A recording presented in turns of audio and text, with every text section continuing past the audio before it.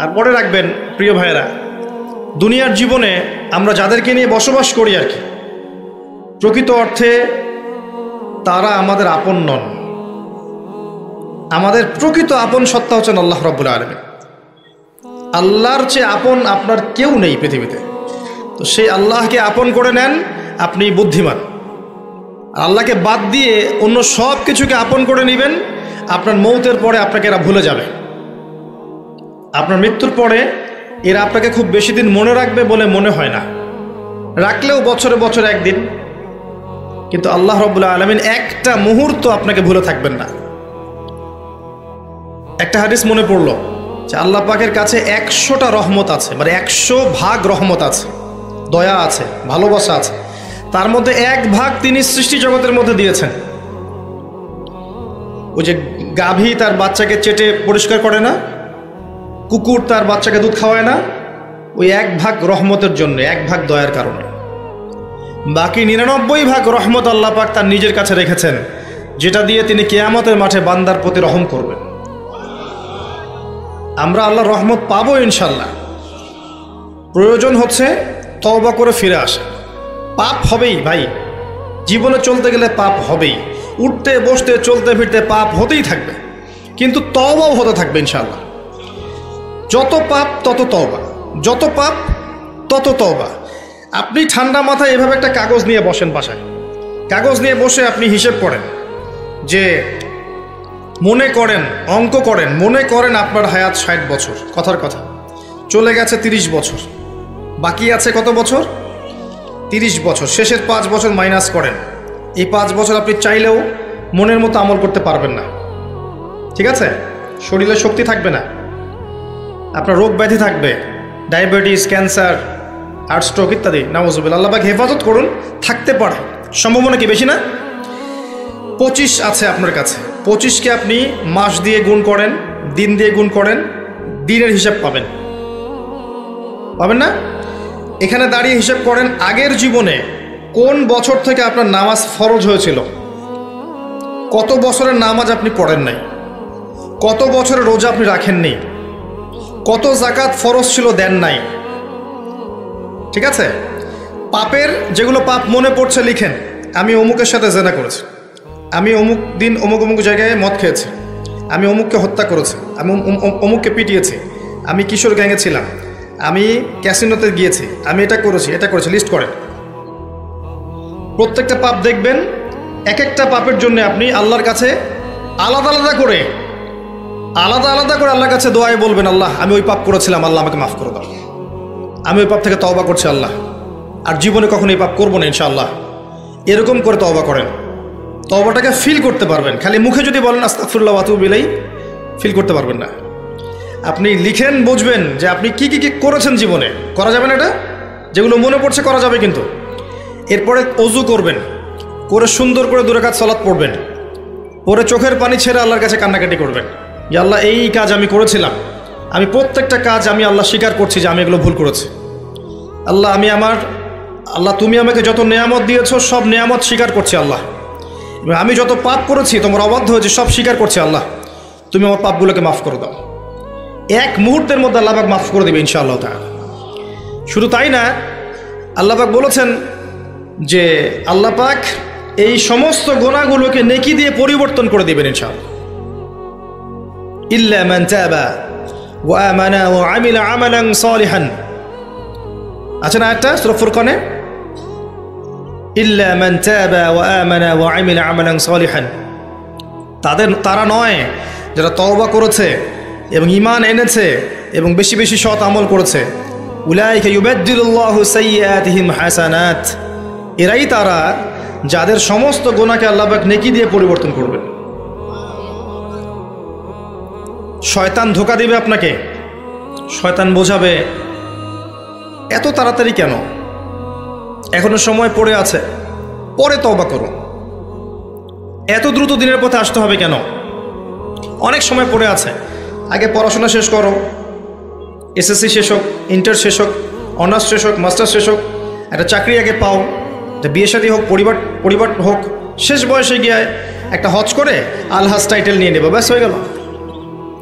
শয়তান আপনাকে বুঝাবে অনেক কিছু। মনে রাখবেন, ইন্নাশ শাইতানা কানা লিল ইনসানি আদুওয়াম মুবিনা, নিশ্চয়ই শয়তান মানুষের প্রকাশ্য স্পষ্ট শত্রু, এর ধোকায় পা দিবেন। আর ইবলিস অনেক স্মার্ট, কারণ তার অনেক বয়স হয়ে গেছে, সে অনেক প্রবীণ এবং প্রজ্ঞা অর্জন করেছে আর কি। সে কিন্তু অনেক স্মার্ট, সে জানে কিভাবে মানুষকে পদস্খলিত করতে হয়। সে মানুষকে নেক্সট সুরতেও ধোকা দিতে পারে। নেক্সট সুরতে মনে হচ্ছে ভালো কাজ করছি আমি, দেখবেন এই ভালো কাজের মধ্যেও দেখবেন ধোকা দিয়ে ফেলেছে, এত স্মার্ট। তো আমি যে পয়েন্টটাতে কথা বলছিলাম যে যুব সমাজকে যদি ইব্রাহিমের মতো, ইসমাঈল আলাইহিস সালামের মতো, মুহাম্মদ সাল্লাল্লাহু আলাইহি ওয়াসাল্লামের আদর্শে উজ্জীবিত হয়ে জীবন করতে হয়, প্রথমে তওবা করতে হবে। খালেস তওবা করে সমস্ত পাপ ছেড়ে দিয়ে বাকিটা জীবন, এই যে 25 বছরের টার্গেট করেন, এই 25 বছর আমি কি করতে চাই, আমার লাইফের গন্তব্য জান্নাত, জান্নাতে যেতে হলে আমার কি দরকার, আল্লাহর সন্তুষ্টি।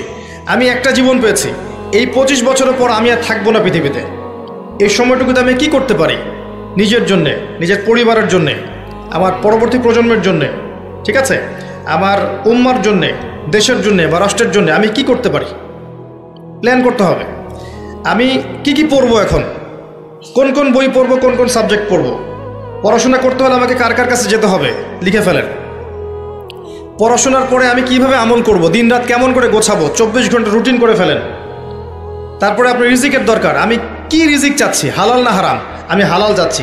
হালাল যদি চাই, আমি হালাল জব খুঁজবো, হালাল ব্যবসা করব, হালাল কৃষিভিত্তিক কাজ করব, হালাল কিছু করব, হারামে যাব না। প্রত্যেকটা কাজ ক্যালকুলেশন করে করেন।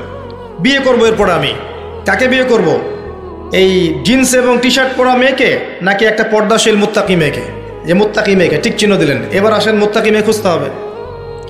মুত্তাকি মেয়ে ফেসবুকে পাওয়া যাবে না, ওই মেসেঞ্জারে পাওয়া যাবে না, হোয়াটসঅ্যাপে, ইমো, ভাইবারে পাওয়া যাবে না, ওইখানে যোগাযোগ করতে হবে।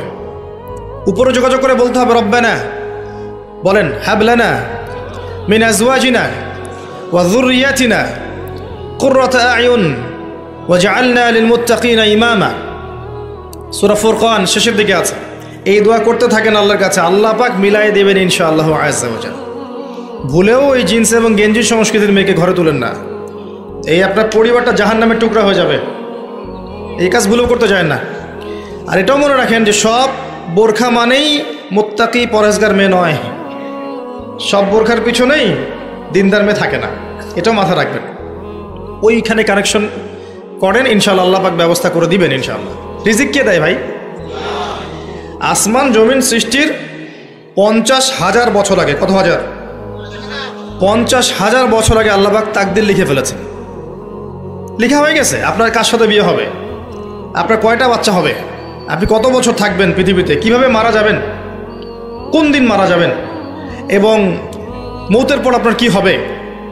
এই পৃথিবীতে আপনি কত কোটি চালের দানা খাবেন, কত কোটি ডালের দানা খাবেন, কতগুলো মাছ খাবেন, কতগুলো মাংস খাবেন, সব লেখা আছে, সব লেখা আছে।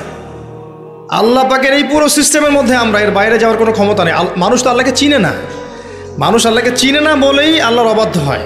উমর রাদিয়াল্লাহু আনহু আমিরুল মুমিনিন, ইসলামের দ্বিতীয় খলিফা, রাতের বেলা তাহাজ্জুদ পড়তেন, আবার রাতের একটা অংশ অল্প একটু বিশ্রাম নিতেন, নিয়েই আবার বের হয়ে পড়তেন জনগণের খোঁজখবর নেওয়ার জন্যে।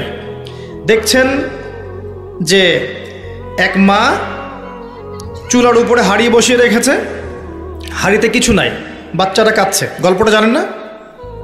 এটা প্রসিদ্ধ গল্প, কিন্তু প্রসিদ্ধ কাহিনী, বিভিন্ন কিতাবে এসেছে। তো তিনি গিয়ে জিজ্ঞাসা করলেন, কি সমস্যা, বাচ্চা কাঁদছে কেন, খাবার কোথায়?